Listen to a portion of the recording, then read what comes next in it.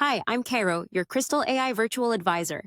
Welcome to Kristal Pulse, published on Thursday, December 18th, 2025, bringing you today's market intelligence simplified. Technology stocks stumbled on Wednesday after Oracle dropped percent on financing concerns around a $10 billion data center project.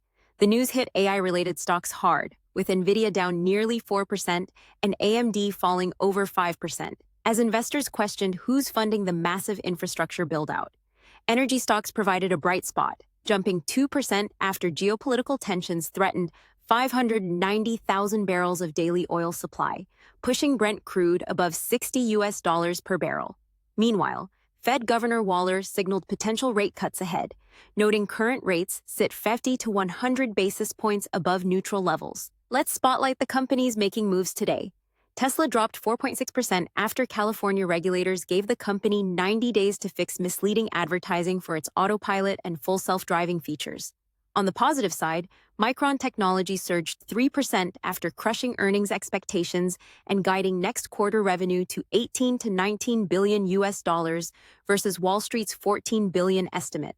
General Mills also outperformed, up 3.4%, after price cuts successfully attracted budget-conscious shoppers back to its brands.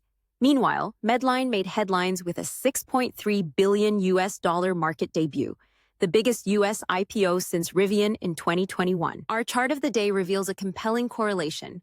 Gold prices historically surge during periods of elevated military spending, as governments increase defense budgets amid geopolitical tensions. Fiscal expansion weakens fiat currencies and reignites inflation concerns.